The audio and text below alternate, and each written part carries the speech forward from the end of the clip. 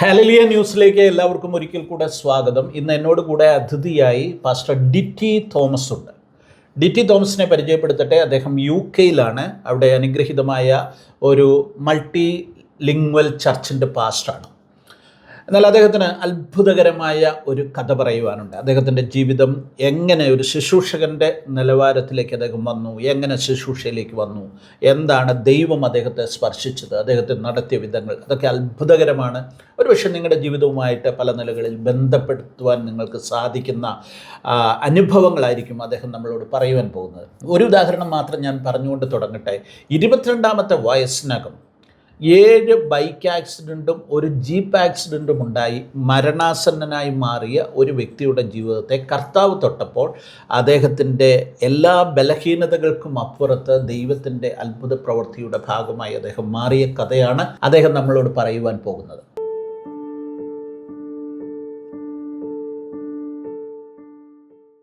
Okay, ഡിറ്റി pastor. Yes, UK-യിലാണ്. അതെ. ഓക്കെ, എത്ര വർഷമായി UK-യിലായിട്ട് ഇപ്പോൾ 23-ാമത്തെ വർഷം. UK-യിലേക്ക് പോയത് എന്തിനാ? UK-യിലേക്ക് പോയതല്ല, എൻ്റെ വിവാഹത്തോടുള്ള ബന്ധത്തിൽ. ഞാൻ ഗൾഫിൽ ജോലിയായിരുന്ന സമയത്ത് വിവാഹത്തോ ഞാൻ UK-യിൽ പോയത്. ഓക്കെ, ഗൾഫിൽ എവിടെയാണ്? അബുദാബിയിലായിരുന്നു ജോലിയുള്ള ബന്ധത്തിൽ ജോലി ചെയ്യലായിരുന്നു. ഓക്കെ, എനിവേ നമ്മൾ പറഞ്ഞു തുടങ്ങുന്നത് അപകടങ്ങളെക്കുറിച്ചാണ്. ചെറിയ പ്രായത്തിൽ ബൈക്ക് ഓടിക്കുക, അതൊക്കെ ഒരു ആവേശത്തിൻ്റെ ഒരു കാലഘട്ടമായിരുന്നു അല്ലേ? 20 വയസ്സ് 22 വയസ്സെന്നൊക്കെ പറയുന്നു. അപ്പം അങ്ങനെ ബൈക്ക് ഓടിച്ച് 7 തവണ അപകടത്തിൽപ്പെട്ടു. അതെ, ഒന്ന് പറഞ്ഞേ അത് എന്താ സംഭവിച്ചെന്നുള്ളത്.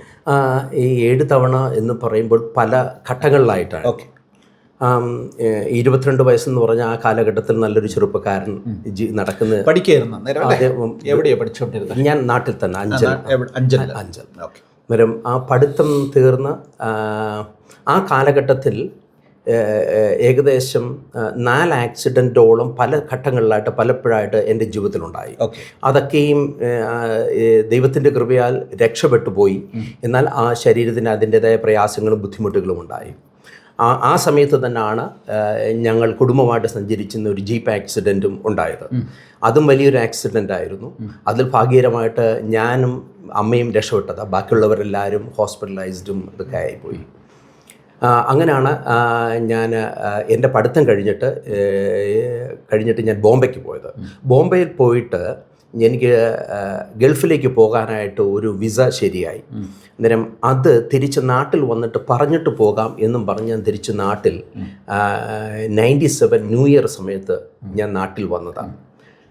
നാട്ടിൽ വന്നു. ആ നാടെന്ന് പറയുമ്പോൾ കുളത്തൂപ്പുഴയാണ്. അഞ്ചലിനടുത്തുള്ള കുളത്തൂപ്പുഴ. വീട്ടുപേര് പാറയ്ക്കൽ പുത്തൻ വീട് എന്ന് പറയും. ഞാൻ ബേസിക്കലി നിങ്ങൾ ഏത് സഭക്കാരാണ്? ബേസിക്കലി ഞങ്ങൾ മർത്തോമക്കാരാണ്. ഞാൻ പറഞ്ഞു കേട്ടിരിക്കുന്നത് എൻ്റെ ഗ്രാൻഡ് ഫാദർ മല്ലപ്പള്ളിയിൽ നിന്ന് കുളത്തൂപ്പുഴ ചേക്കേറിയ കുടുംബങ്ങളിൽ ഒന്നാണ്. അമ്മ വീട് അഞ്ചൽ. അന്നേരം ഈ 2 ന്യൂ ഇയർ 1997 ന്യൂ ഇയർ തൊട്ട് ഏപ്രിൽ മാർച്ച് 13-ാം തീയതി വരെ എനിക്ക് അടിക്കടി 3 ആക്സിഡൻറ്റ് പെട്ടെന്നുണ്ടായി. ഈ 3 ആക്സിഡൻറ്റും എൻ്റെ ജീവിതത്തിൽ മരിച്ചു പോകത്തക്ക രീതിയിലുള്ള ആക്സിഡൻറ്റാണ് സംഭവിച്ചത്. എന്നാൽ അവസാനത്തെ അപകടം എന്ന് പറയുന്നത് ഏപ്രിൽ 13-ാം തീയതി വിഷുവിൻ്റെ അന്ന് രാത്രിയിൽ ഞങ്ങൾ ഒരു ബൈക്കിൽ 3 പേര് സഞ്ചരിക്കുകയുണ്ടായി. അന്ന് രാത്രി 11:45 ഈ അപകടം നടക്കുന്നത്. എവിടെ അങ്ങോട്ട് പോവുക? ഞങ്ങൾ കുളത്തൂപ്പുഴ ടൗണിൽ നിന്ന് വീട്ടിലോട്ട് പോവുകയായിരുന്നു. എന്ന ദൂരമുണ്ട്? ഏകദേശം ഒരു 3.5-4 കിലോമീറ്ററേ ഉള്ളൂ. അത്രയേ ഉള്ളൂ. ചെറിയ ദൂരം.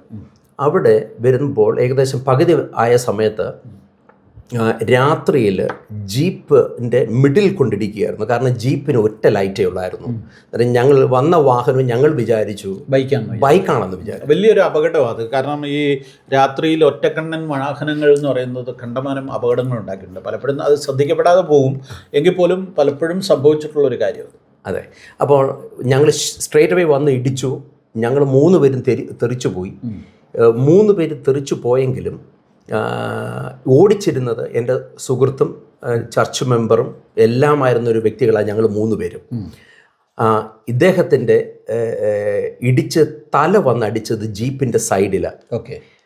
ഓൺ ദ സ്പോട്ടിൽ തന്നെ അദ്ദേഹം, ഞാൻ നോക്കുമ്പോൾ ഞങ്ങൾ തെറിച്ചു പോയായിരുന്നു. ഇടിച്ച ഉടനെ ഞങ്ങൾ 3 പേരും തെറിച്ചു പോയി. ഞങ്ങൾ അടുപ്പിച്ച് ഇങ്ങനെ കിടക്കുകയാണ്. റോഡിൽ നിന്ന് ഏകദേശം ഒരു 10-12 മീറ്റർ ദൂരെയാണ്, പോച്ചയുടെ പുറത്താണ് കിടക്കുന്നത്. നോക്കുമ്പോൾ ചുരുക്കമായിട്ട് പറയുക, ഞാൻ അദ്ദേഹത്തെ വിളിക്കുന്ന സമയത്ത് എനിക്ക് ബോധമുണ്ട്, വിളിക്കുന്നുണ്ട്, ശബ്ദം പുറത്തു വരുന്നില്ല. പക്ഷെ നോക്കുമ്പോഴേ ഇടത്ത് ഓടിച്ച ബ്രദർ കിടക്കുന്നു, വലത്ത് സൈഡിൽ വേറൊരു സഹോദരൻ കിടക്കുന്നു. ഞാൻ അദ്ദേഹത്തെ വിളിച്ച് ഉണർത്താൻ നോക്കുമ്പോൾ പുള്ളിക്കാരൻ ഉണരുന്നില്ല.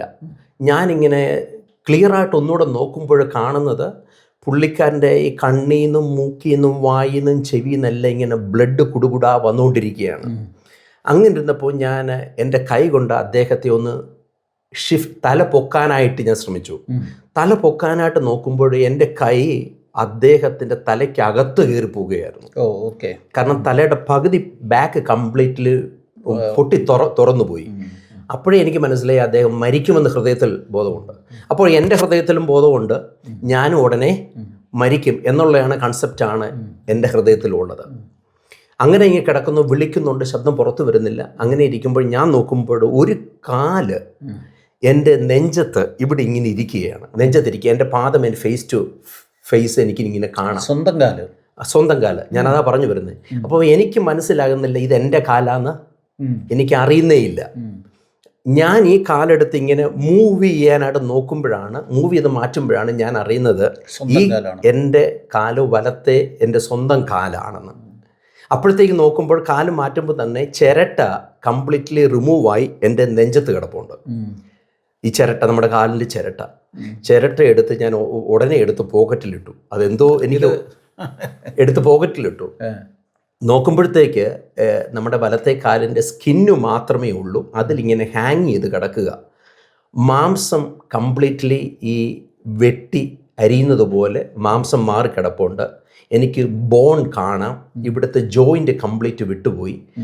അതിൻ്റെ ഒരു പെയിൻ, അതിഭീകരമായ പെയിൻ ഇല്ലേ? എനിക്കൊന്നും അറിയുന്നില്ല. ഇല്ല. അങ്ങനെ ഒരു പെയിനെന്ന് ആ സമയത്ത് നമ്മുടെ ജീവിതത്തിൽ സംഭവിച്ചതായിട്ട് നമുക്കൊന്നും അറിയുന്നില്ല. അത് അത്ഭുതമാണ്. അതെ, അങ്ങനെ സംഭവിച്ചുകൊണ്ടിരിക്കും. ഞങ്ങളെ നിലവിളിച്ചു. ഞങ്ങളെ ഒരു ജീപ്പിൽ ഹോസ്പിറ്റലിൽ കൊണ്ടുപോയി, അഞ്ചൽ മിഷൻ ഹോസ്പിറ്റലിൽ കൊണ്ടുപോയി. അവിടെ എടുത്തില്ല. അവർ പറഞ്ഞു മെഡിക്കൽ കോളേജിൽ കൊണ്ടുപോയിക്കോളാൻ പറഞ്ഞു. ഞങ്ങളെ 3 പേരെയും 3 ആംബുലൻസിലായിട്ട് മെഡിക്കൽ കോളേജിൽ കൊണ്ടുപോയി. ഓൺ ദ സ്പോട്ടിൽ 5 വെച്ച് തന്നെ എൻ്റെ കൂടെ ഉണ്ടായിരുന്ന ജോജി എന്ന് പറഞ്ഞൊരു ബ്രദർ ഓൺ ദ സ്പോട്ടിൽ തന്നെ, എൻ്റെ സെയിം എല്ലാവരും ഒരു വയസ്സ് ഡിഫറൻസ് അങ്ങനെയുള്ള, അല്ലാതെ കൂട്ടുകാരാണ്.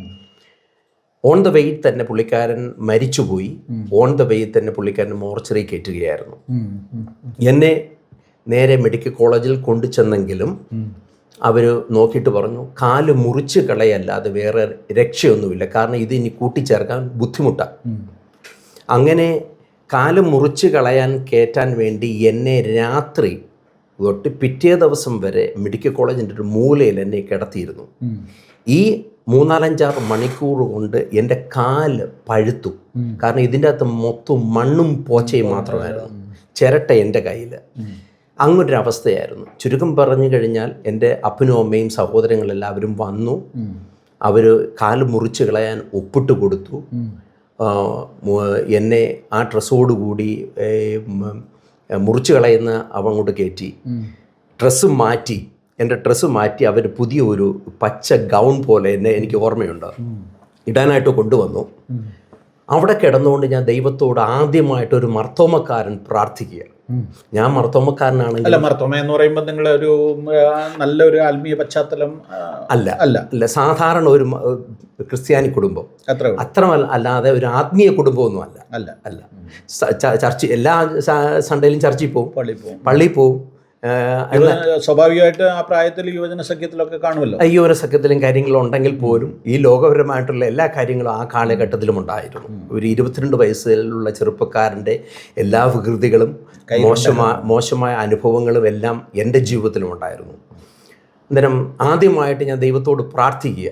അവിടെ കിടന്നുകൊണ്ട് കാല് മുറിച്ച് കളയാൻ കയറ്റുകയാണ്. ഞാൻ ദൈവത്തോട് ഇങ്ങനെ പ്രാർത്ഥിക്കുന്നത്, ദൈവമേ കർത്താവേ, എനിക്ക് കാല് തിരിച്ചു തരുവാണെങ്കിൽ, ഒരു ആ ജന്മം നൽകിയ പോലൊരു കാല് തിരിച്ചു തരുവാണെങ്കിൽ ഞാൻ എൻ്റെ കർത്താവിന് വേണ്ടി ഓടാം. ഇതാണ് എൻ്റെ പ്രാർത്ഥന. വേറെ കൂടുതൽ പ്രാർത്ഥിക്കാൻ എനിക്ക് അറിയത്തില്ലായിരുന്നു. ആത്മീയമായ നിലയിൽ ഇപ്പോഴത്തെ കാഴ്ചപ്പാടിൽ എനിക്കറിയത്തില്ലായിരുന്നു. ഇത് പറഞ്ഞു മുറിച്ച് കളയാൻ കാലെ കയറ്റി. അന്നുണ്ടായിരുന്ന ചെറിയാൻ ഡോക്ടർ, അന്നത്തെ ഓർത്തോടെ ഒരു ഫേമസ് ഡോക്ടർ എന്ന് പറഞ്ഞാൽ പുള്ളിക്കാരൻ മെഡിക്കൽ കോളേജിൽ മെഡിക്കൽ കോളേജ് എന്ന് പറയുന്നത് തിരുവനന്തപുരം മെഡിക്കൽ കോളേജിൽ അന്നത്തെ ആ കാലഘട്ടത്തിൽ അഞ്ചലിൽ നിന്നൊക്കെ അന്നൊക്കെ അതേ ഉള്ളൂ, അങ്ങോട്ടേ പോകത്തുള്ളൂ, വേറെ ഒരു വഴിക്ക് പോകാനില്ല, സാധ്യതയില്ല. അവിടെ കൊണ്ടു ചെന്നു. ഈ ചെറിയാൻ ഡോക്ടർക്ക് എന്തോ നമ്മളെ കണ്ടിട്ട് തോന്നി. അദ്ദേഹം ഒരു പരീക്ഷണാർത്ഥം എന്നെ പരീക്ഷിച്ചു. അവരെന്ത് ചെയ്തു, ഈ പരീക്ഷണ വസ്തു ആക്കി. അദ്ദേഹം എന്ത് ചെയ്തെന്ന് പറഞ്ഞു, ഈ ചിരട്ട, ഈ പഴുപ്പും പോച്ചയുള്ള ഈ കാലിനെ തന്നെ ഈ ചിരട്ട കുത്തി തയ്ച്ചു വെച്ചു. എന്നിട്ട് മാംസവും കുത്തി വെച്ചു.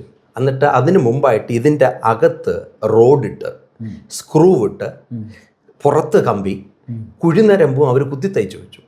അതും മുറിഞ്ഞു പോയത്, അതും കാലിൻ്റെ കുഴിനരമ്പ് മുറിഞ്ഞു പോയത്. അങ്ങനെ മുറിഞ്ഞു പോയി കഴിഞ്ഞാൽ പിന്നെ നടക്കാൻ പറ്റത്തില്ല, ഒരിക്കലും പറ്റത്തില്ല. അതാണ് മെഡിക്കലി കുഴിനരമ്പ് പറഞ്ഞു കഴിഞ്ഞാൽ ഒരു ഏന്തെങ്കിലും കാണും.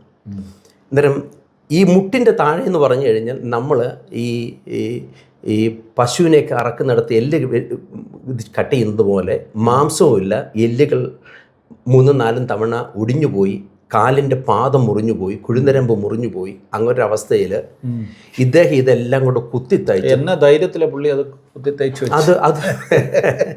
അതൊരു പരീക്ഷണാർത്ഥമായിരുന്നു. പിന്നീട് പുള്ളിയായിട്ട് സംസാരിച്ചിട്ടുണ്ട്. പിന്നെ അദ്ദേഹത്തിൻ്റെ ഒരു അത്ഭുതമായിരുന്നു. എന്നിട്ട് എന്ത് സംഭവിച്ചു? എന്നിട്ട് ഇത് കുത്തി തയ്ച്ചു വെച്ചു. അദ്ദേഹം പറഞ്ഞു 3 ദിവസത്തിനകം വിരല് അനങ്ങണം, കുഴിനരമ്പ് ചേരണം, അനങ്ങണം. അനങ്ങുവാണെങ്കിൽ സാധ്യതയുണ്ട്. ഒരു പക്ഷേ കാല് മടക്കാൻ പറ്റത്തില്ല ജീവിതത്തിൽ ഒരിക്കലും, പക്ഷെ നിങ്ങൾക്ക് കാല് ഉപയോഗിക്കാം. മുറിച്ച് കളയുന്നതിനെക്കാട്ടും നല്ലത് കാല് കാണാമല്ലോ എന്നുള്ളൊരു സങ്കല്പമായിരുന്നു. അപ്പം മുറിച്ച് കളഞ്ഞ എന്നെ പ്രതീക്ഷിച്ചിരിക്കുന്ന എൻ്റെ മാതാപിതാക്കൾ കാണുന്നത് മുറിച്ച് കളയാത്ത ഒരു കാല് അവരെല്ലാം കൂടെ കുത്തിത്തയ്ച്ച് അകത്ത് കമ്പി, പുറത്ത് കമ്പി, സ്ക്രൂ ഇതെല്ലാം കൂടെ ഇട്ട് വെളിയിൽ വന്ന ഒരു വ്യക്തിയാണ്. എന്നിട്ട് അവരവരോട് പറഞ്ഞ ഒരിതാണ് 3 ദിവസത്തിനകം വിരലനങ്ങണം, ഇല്ലെങ്കിൽ നമ്മൾ അടുത്ത പടി നോക്കും. പക്ഷേ ഇതിൻ്റെ മധ്യത്തിലും എനിക്ക് പറയാനുള്ളത്, പാസ്റ്ററെ, ഈ അപകടം നടന്ന ആ സമയം തൊട്ട് ഞാൻ ജനിച്ചു വളർന്നത് ഒരു നാട്ടും പ്രദേശമായതുകൊണ്ട് എല്ലാവരുമായിട്ടും കണക്ഷൻസ് ഉണ്ട്. അനേക പാസ്റ്റർമാരുമായിട്ട് ഇത് കേട്ടറിഞ്ഞ് പ്രാർത്ഥിക്കുന്നുണ്ടായിരുന്നു. അനേകർ എനിക്ക് വേണ്ടി പ്രാർത്ഥിക്കുന്നുണ്ടായിരുന്നു. അല്ല, പാസ്റ്റർമാരെന്ന് പറഞ്ഞാൽ അന്ന് സഭ അങ്ങനെ പാസ്റ്റേഴ്സൊക്കെ ആയിട്ട് ബന്ധമുണ്ടോ? ഒരു ബന്ധവുമില്ല, ഇല്ല, ഒരു ബന്ധവുമില്ല. ഈവൻ തോ ഞാൻ പക്ഷെ ആ മേഖലയെല്ലാം ഒത്തിരി പാസ്റ്റേഴ്സും സഭകളും ഒക്കെ ഉള്ള മേഖലയാണ്. നിങ്ങളുടെ ഈ കുളത്തൂപ്പുഴ, ആ പുനലൂർ, ആ മേഖല എന്ന് പറയുന്ന ഒത്തിരി കൊച്ചു കൊച്ചു സഭകളുണ്ട് ഉള്ള മേഖലയാണ്. എല്ലാ സഭയിലും 10, 30, 40, 50 അത്രയേ ഉള്ളൂ. ആകെ സഭകൾ IPCയുടെയും AGയുടെയും ചർച്ച് ഓഫ് ഗോഡിന്റെ സഭകളുണ്ട്. പാസ്റ്റർമാരുമായിട്ട് ഒരു കണക്ഷൻസ് ഉണ്ട്. എല്ലാവരുമായിട്ട് കാണുമ്പോൾ ഒരു സ്നേഹവും. ശരിക്കും നിങ്ങളുടെ വീട്ടിന്റെ ബിസിനസ് എന്തോ നിങ്ങൾ ചെയ്തോണ്ടിരുന്നത്? എൻ്റെ ഫാദർ ഡിഫൻസ് ഓഫീസർ ആയിരുന്നു ഗൾഫിലായിരുന്നു. അമ്മ ഗൾഫിലായിരുന്നെങ്കിലും നാട്ടിൽ ബിസിനസ് ലേഡി ആയിരുന്നു. അവർക്ക് മമ്മിയാണെങ്കിൽ ഓയിൽ മില്ലും, തടി മില്ലും, റൈസ് മില്ലും, ഫ്ലവറും അതെല്ലാം നോക്കിയിരുന്ന അമ്മയായിരുന്നു. അപ്പൊ നാട്ടിലെ ഒരു പ്രമാണി കുടുംബമായിരുന്നു. അന്ന് തടിമില്ലൊക്കെ ഉണ്ടെങ്കിൽ കുടുംബമായിരിക്കുമല്ലോ. അങ്ങനെയൊക്കെ പറയുന്നെങ്കിൽ ഞാൻ പറയത്തില്ല. എന്താ വീട്ടുപേര്? പാറയ്ക്കൽ പുത്തൻ വീട്. എൻ്റെ ഗ്രാൻഡ് ഫാദറിനെ അറിയപ്പെടുന്ന ഒരു വ്യക്തിയായിരുന്നു. അന്നേരം ഇച്ചിരി ലാൻഡ് ലോൺസ് ഉള്ള വ്യക്തിയായിരുന്നു. അന്നേരം അതുള്ളതുകൊണ്ട് എല്ലാ മേഖലയിലും ഗ്രാൻഡ് ഫാദറിനെ അറിയപ്പെടുമായിരുന്നു. അതുള്ളത് കൊണ്ട് അപ്പൊ എല്ലാവർക്കും അറിയാം ഇന്ന മില്ലിലെ ഫാമിലി എന്ന് അറിയപ്പെടുന്നത്. അന്നേരം ആ ദേശത്ത് ആദ്യമായിട്ട് മില്ലുള്ളത് ഞങ്ങൾക്കാണ്. അപ്പം ആ ദേശത്ത് ഒരു 10, 15, 20 കിലോമീറ്റർ ചുറ്റളവിൽ അമ്മയായിരുന്നു ഈ ഓയിൽ സപ്ലൈ ചെയ്തുകൊണ്ട്, എണ്ണയൊക്കെ സപ്ലൈ. അങ്ങനെ ആൾക്ക് തേങ്ങയാട്ടം വരുന്നവരും അവരോട് നല്ല ബന്ധമുണ്ടായിരുന്നു. അതുള്ളത് കൊണ്ട് എല്ലാ പാസ്റ്റേഴ്സും അത്രയും വലിയൊരു ഫാമിലി ആയിരുന്നുകൊണ്ട് അതിൻ്റെതായ ഉഴപ്പൊക്കെ ഉണ്ടായിരുന്നു തീർച്ചയായിട്ടും. അങ്ങനെയാണ് ഈ അപകടങ്ങളിലൊക്കെ ഒന്നിനു പുറകെ ഒന്നായിട്ട് പോയി ചാടുന്നത്. അതിന് ചുരുക്കം പറഞ്ഞു കഴിഞ്ഞാൽ എന്നെ ദൈവദാസന്മാർ, പാസ്റ്റേഴ്സുകളെ എന്നെ കാണാൻ വരാൻ തുടങ്ങി. ഈ വീട്ടിലെ മോനെ ഇങ്ങനെ അപകടത്തിൽ കിടന്നപ്പോൾ സ്വാഭാവികമായിട്ട് വന്ന് കാണാനും പ്രാർത്ഥിക്കാനും തുടങ്ങി. ഞാൻ ബിലീവ് ചെയ്യുന്നത് ഈ 3 ദിവസവും എന്നെ മെഡിക്കൽ കോളേജിൽ വന്ന് കണ്ടത് ദൈവദാസന്മാരാണ്. ഇപ്പം ഞാൻ മർത്തോമ സഭയിലായിരുന്നെങ്കിൽ പോലും ആ സമയത്ത് ഉണ്ടായിരുന്ന ഒരു അച്ഛന്മാരോ വീട്ടിൽ കയറുകയോ പ്രാർത്ഥിക്കുകയോ വന്ന് കാണുക പോലും ചെയ്യാത്ത ഒരു വ്യക്തിയും. ഈ സത്യത്തിൽ ഇത് പറയുമ്പോൾ ഒരു കാര്യം, ഈ മാർത്തോമ സഭയ്ക്കൊക്കെ പറ്റിപ്പോയ ഏറ്റവും വലിയ പാളിച്ച ഇതാണ്. ഈ വ്യക്തികളെ കെയർ ചെയ്യുന്ന കാര്യത്തിൽ വളരെ നെഗ്ലക്റ്റ് ചെയ്ത് പോയത് കൊണ്ടാണ് അനേക കുടുംബങ്ങൾ പെന്തക്കോസ്തിലേക്കൊക്കെ പോയത്. ഇപ്പോഴെങ്കിലും അത് തിരിച്ചറിഞ്ഞ് ഉള്ള കാര്യങ്ങൾ ചെയ്താൽ നല്ല കാര്യമായിരിക്കും. ഓക്കെ, കണ്ടിന്യൂ ചെയ്ത്, അത് വേറൊരു കാര്യമാണ്. അങ്ങനെ 3-ാമത്തെ ദിവസം എൻ്റെ വിരൽ അനങ്ങി. അപ്പോൾ 3-ാമത്തെ ദിവസം വിരൽ അനങ്ങിയപ്പോൾ എൻ്റെ ഹൃദയത്തിൽ ഒരു ഫെയ്ത്ത് വന്നു. കാരണം നമ്മൾ ഇതിന് കയറുന്നതിന് മുമ്പിട്ടൊരു പ്രാർത്ഥന പ്രതീക്ഷ, നമുക്കൊരു ഫെയ്ത്ത് നമ്മുടെ ജീവിതത്തിൽ ക്രിയേറ്റ് ചെയ്തു.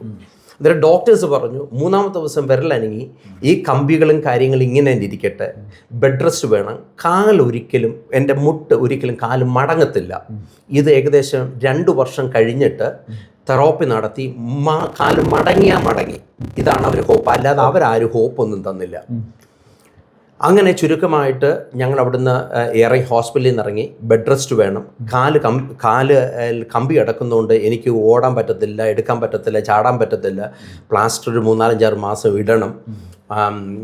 അതുള്ളത് കൊണ്ട് എനിക്ക് ടോയ്ലറ്റിൽ പോകണമെങ്കിൽ പോലും 3 പേര് വേണം. ഞാൻ ഫുള്ളി ബെഡ് റെസ്റ്റ് ആയിപ്പോയി. അങ്ങനെ ഇരിക്കുമ്പോഴാണ് 6-ാമത്തെ മാസം ഞാൻ എൻ്റെ ജീവിതം ഒരു വല്ലാത്ത നരകതുല്യം പോലെ മാസമായിട്ട് കട്ടിൽ കിടക്കും. അതെ. അന്നേരം എനിക്ക് മെന്റലി ഞാൻ കുഴപ്പമൊന്നും ഇല്ലെങ്കിൽ പോലും 6 മാസം കട്ടിലേ കിടക്കുമെന്ന് പറഞ്ഞു കഴിഞ്ഞാൽ ദുരിതമാണ്. അന്നേരം അങ്ങനെ ഈ 6-ാമത്തെ മാസം ഞാനിങ്ങനെ ദൈവത്തോട് പ്രാർത്ഥിക്കുന്നത്, ഒന്നുകിൽ എന്നെ എടുക്ക്, അല്ലെങ്കിൽ എഴുന്നേൽപ്പിക്കുക. അന്ന് ഞാൻ ഇങ്ങനെ ദൈവത്തോട് ഒരു റൂഡായിട്ട് പ്രാർത്ഥിച്ചു. കാരണം നമുക്കങ്ങനെ പ്രാർത്ഥിക്കാനേ അറിയത്തുള്ളൂ. അതിപ്പോൾ ആരുടെയും കുറ്റമല്ല, എൻ്റെ ജീവിത രീതിയും കാര്യങ്ങളും അങ്ങനെ ആയിരുന്നു. ദൈവത്തോട് അങ്ങനെ പ്രാർത്ഥിച്ചു. ആ കൂടെ ഉണ്ടായിരുന്ന ഒരു ഫ്രണ്ട് പോയി. ഇനിയിപ്പം എനിക്ക് 22 വയസ്സുള്ള പ്രധാനപ്പെട്ട ട്രോമയിലേക്ക് നമ്മളെ കൊണ്ടുപോകുന്ന കാര്യമല്ലേ. ഏറ്റവും അടുത്ത സ്നേഹിതന്റെ മരണം തൊട്ട് മുന്നിൽ കണ്ടത്. അതെ, കണ്ടത് വളരെ.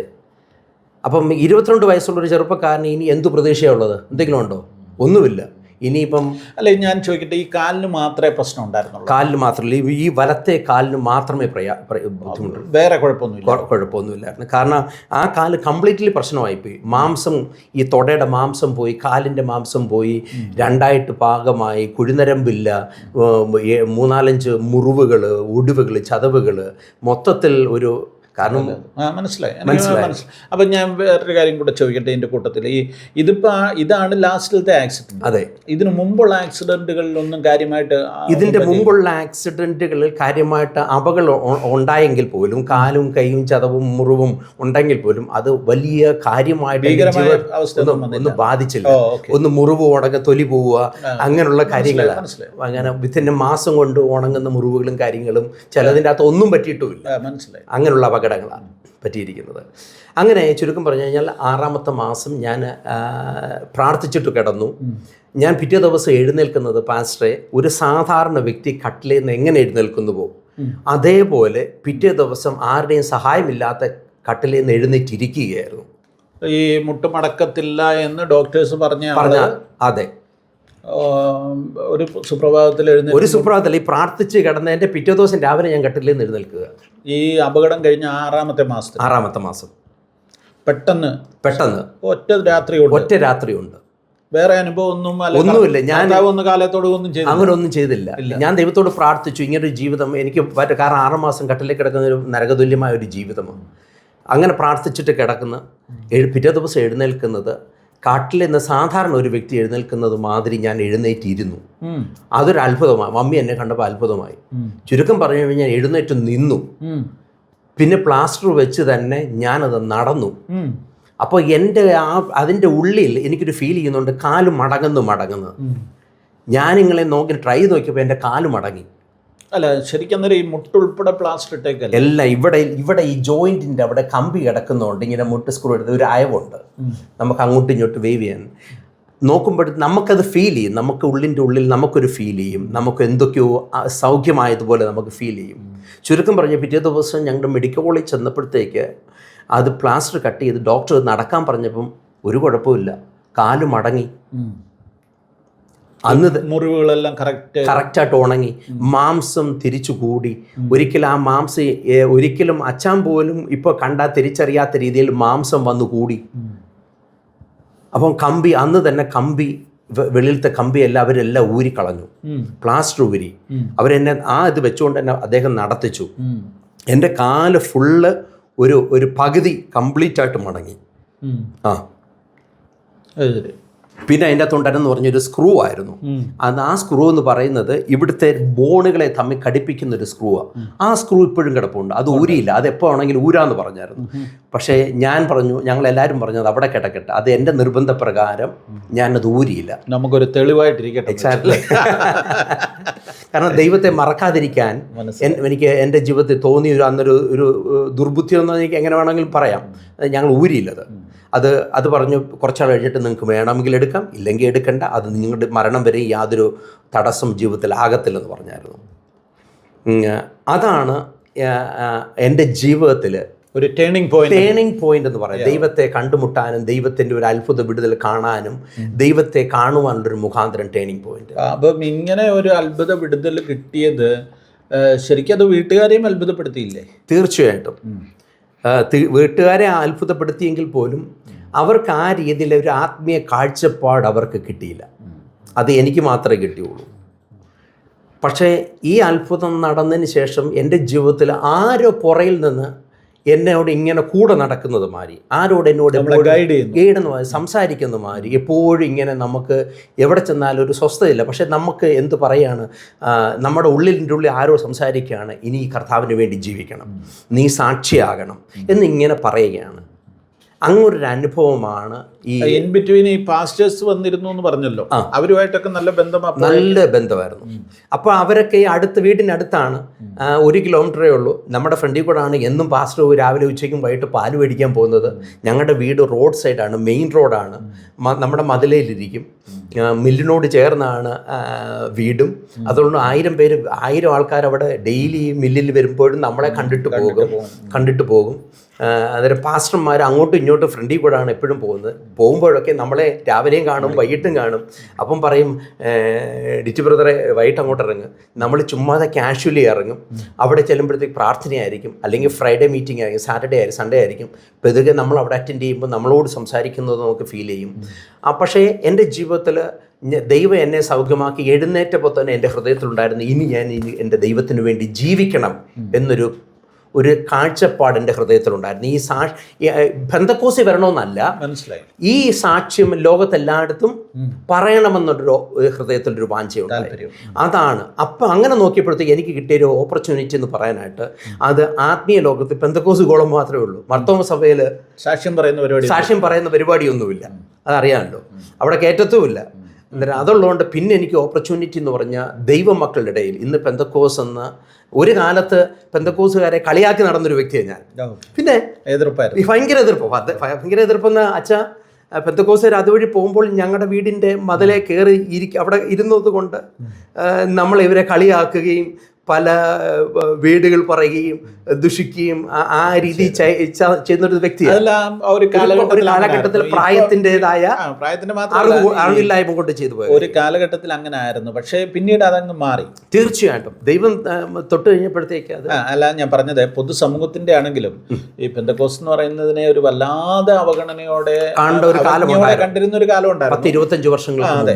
അതെ, അതിപ്പം അങ്ങനെ ഒരു സിറ്റുവേഷൻ ഇല്ല. അല്ല, ഒരു സമുദായമായിട്ട് ഇപ്പോൾ ഒരു അംഗീകാരം പെന്തക്കോസ്റ്റിന് കിട്ടിയിട്ടുണ്ടെന്ന് എനിക്ക് തോന്നുന്നു. ആളുകളും ആ നിലയിൽ എനിക്ക് തോന്നുന്നത് അത് കേരളത്തിൽ മാത്രമേ ഉള്ളൂ അംഗീകരിക്കാതെ. ബാക്കി വെളിരാജ്യങ്ങൾ എല്ലായിടത്തും നിങ്ങൾ ബിലീവർ ആണോ എന്ന് പറയുമ്പോൾ നമുക്കൊരു പ്രത്യേക ഒരു കൺസിഡറേഷൻ, തിരിച്ച് പാസ്റ്റർ ആണോ ഓക്കെ എന്ന് പറയാൻ നമുക്കൊരു ബഹുമാനം. അതിന്റെ ബേസിക് പ്രോബ്ലം എന്ന് പറഞ്ഞാൽ ഇവിടെ ഈ ട്രഡീഷണൽ ചർച്ചുകളിലെ അതിനെതിരെ നിന്ന് അല്ലെങ്കിൽ അതിൽ നിന്ന് പുറത്തു വന്ന ആളുകളാണല്ലോ ഈ പെന്തക്കോസ് എന്ന് പറഞ്ഞ ആദ്യഘട്ടത്തിൽ ഇറങ്ങിയത്. പിന്നെ സാധാരണക്കാരും പാവങ്ങളും ഒക്കെ ആയിരുന്നു ഇതിനകത്ത് ഈ ആദ്യഘട്ടങ്ങളിലെല്ലാം വന്നത്. അപ്പം അതുകൊണ്ട് തന്നെ ഒരു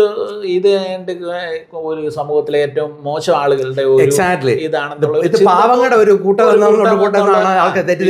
നമ്മുടെ ഒരു കാസ്റ്റ് സിസ്റ്റത്തിന്റെ ഒക്കെ ഒരു പ്രശ്നം അതിനകത്ത് ഉണ്ടായിരുന്നു. അപ്പം അതുകൊണ്ടൊക്കെ തന്നെ ഈ പെന്തക്കോസിനോട് ഒരു അവേർഷൻ പൊതുവിലുണ്ടായിരുന്നു. പക്ഷെ അതങ്ങ് മാറിയത് വളരെ പെട്ടെന്ന്, ഒരു 10-25 വർഷം കൊണ്ട് അത് കംപ്ലീറ്റ്ലി അങ്ങ് മാറിയിട്ട് ഒരു എലൈറ്റ് ഗ്രൂപ്പിൻ്റെ ഒരു ഇതിലേക്ക് എന്ത് ചെയ്തു, അല്ലെ ഒരു അംഗീകാരം ലഭിക്കുന്ന തരത്തിലേക്ക് പെന്തിക്കോസ് മാറിയിട്ടുണ്ട്. ഓക്കെ, എനിവേ കണ്ടിന്യൂ ചെയ്തു. ഓക്കെ, അങ്ങനെ പിന്നെ ഇവരുടെ കൂടുതൽ അടുക്കാനും പ്രാർത്ഥനയ്ക്ക് പോകാനും ചെയ്തു. അങ്ങനെ ഒരു തീരുമാനം ഇരിക്കുന്ന സമയത്താണ് എൻ്റെ ആ ഫ്രണ്ട് എന്ന് പറയുന്ന പാസ്റ്റർ, നമ്മുടെ IPCയുടെ പുള്ളിക്കാരൻ ഒരു 21 days പ്രെയർ നടത്തി. ഞാൻ അതിൻ്റെ അകത്ത് പോയിരുന്നു. ആദ്യത്തെ ദിവസം ഒരു 3 ദിവസം ഉപവസിച്ചു. ആദ്യമായിട്ട് ജീവിതത്തിൽ ആദ്യമായിട്ട് ഉപവസിക്കുക. നമുക്ക് സംഭവം അറിയത്തില്ലല്ലോ, കാരണം പല കാര്യങ്ങളും ഇന്നും അറിയത്തില്ല.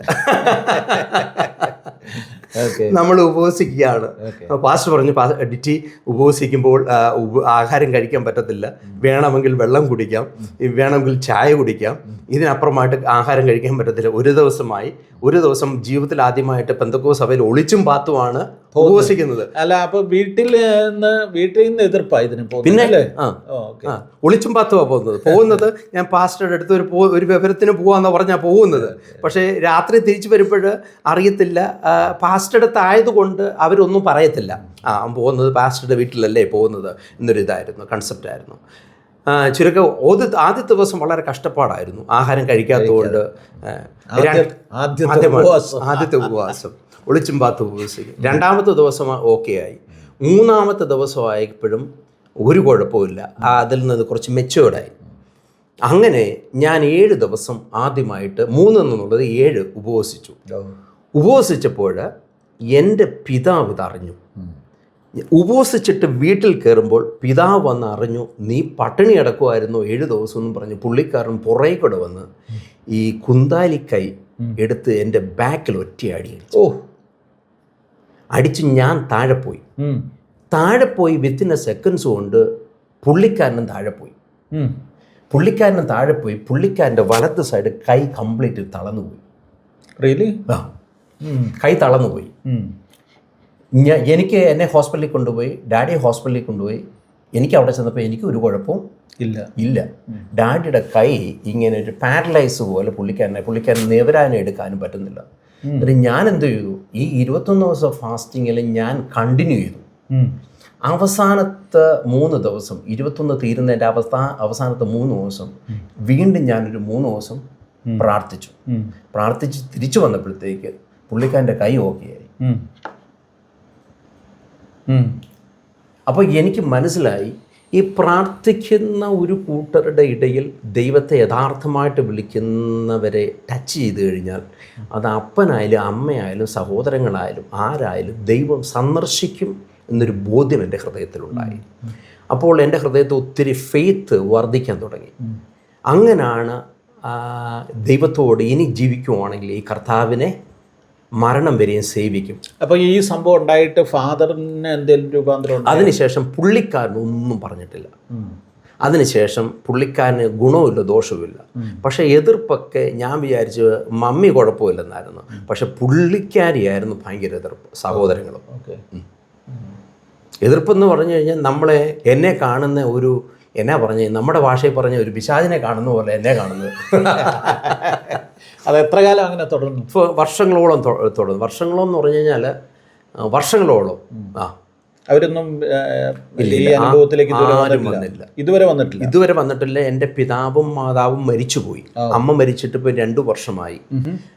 അപ്പൻ മരിച്ചിട്ട് 15 വർഷവുമായി. അവരാരും വിശ്വാസത. പക്ഷേ എൻ്റെ പിതാവ് മരിക്കുന്നതിന് ഒരു 2 വർഷം മുമ്പ് പിതാവിന് മർത്തോമയാണെങ്കിലും ഡാഡിക്ക് കണക്ഷൻ സകല പാസ്റ്റേഴ്സുമായിരുന്നു.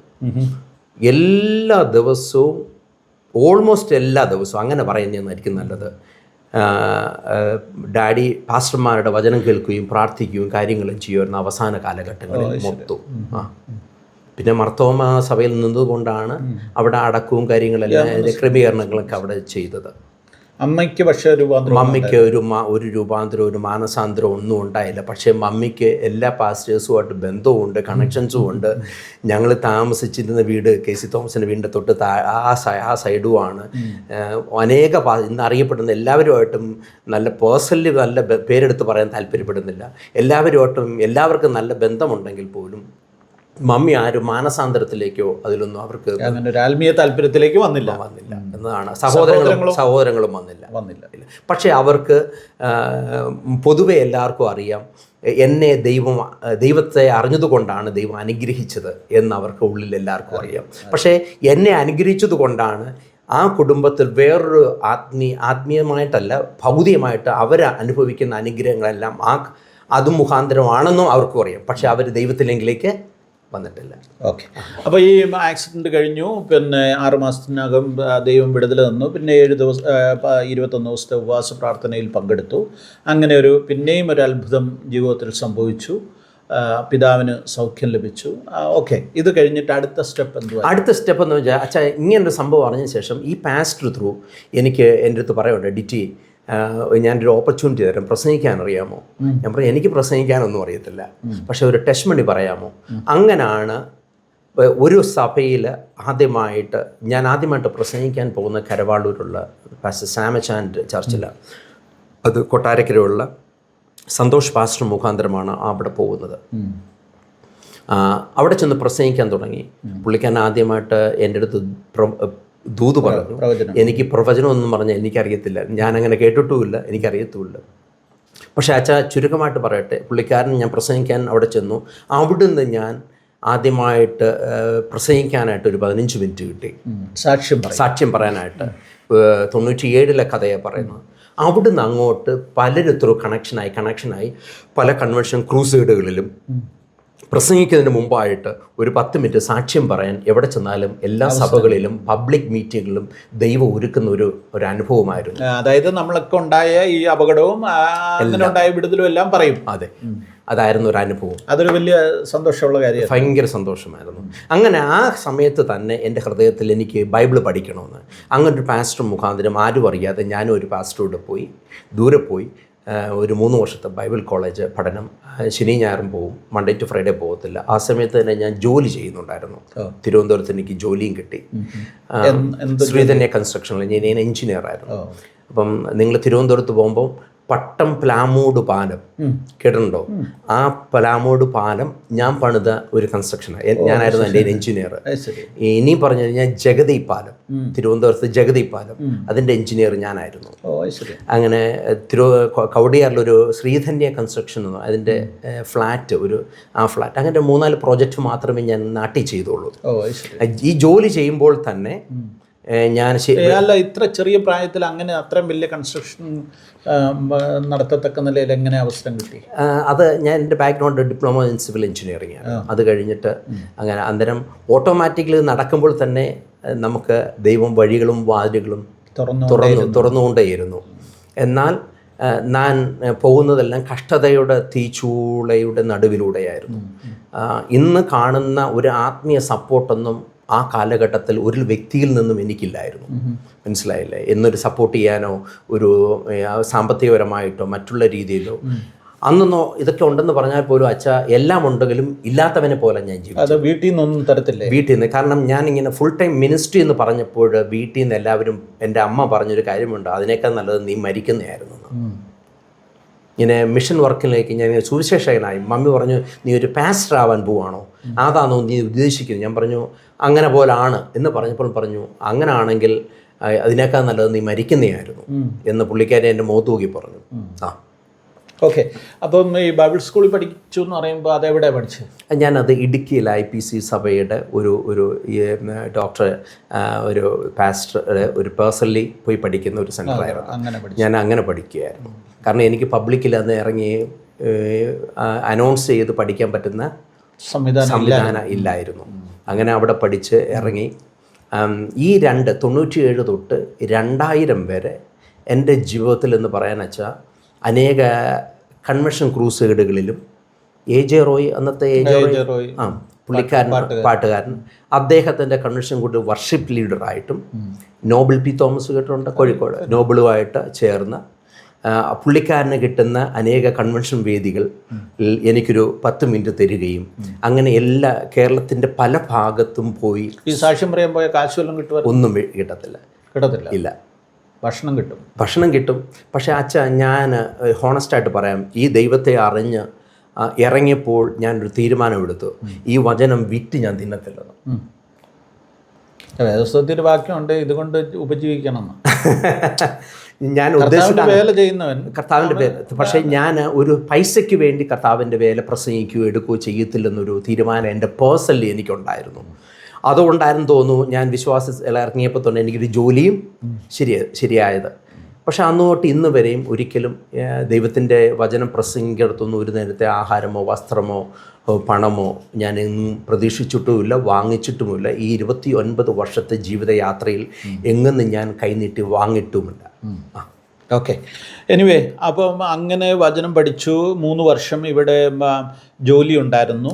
ആ ജോലിയോട് കൂടെ തന്നെ കാര്യങ്ങൾ ഇങ്ങനെ നടന്നു പോയിക്കൊണ്ടിരുന്നു. പിന്നെന്താ സംഭവിച്ചു? പിന്നെ അങ്ങനെ ഇരിക്കുമ്പോഴാണ് ഞാനെന്ന സുവിശേഷ വേലയ്ക്കായിട്ട് ഒരു കൺവെൻഷൻ ക്രൂസായിട്ട് ഗൾഫിൽ പ്രസംഗിക്കാനായിട്ട് ഒരു വർഷിപ്പ് ലീഡർ, ഒരു മിനിസ്ട്രി ആയിട്ട് ഒരു 3 days മീറ്റിങ്ങിനായിട്ട് ഞാൻ ഗൾഫിൽ പോകുന്നത്. ഗൾഫിൽ ചെന്നപ്പോഴാണ് തിരിച്ചു വരുമ്പോൾ അതൊരു സ്റ്റോറിയാച്ചാൽ അത് ഒത്തിരി ലോങ് സ്റ്റോറിയാണ്. ഞാൻ അവിടെ വെച്ച് ഒരാളെ കണ്ടുമുട്ടുന്നതും തിരിച്ചു വരുമ്പോൾ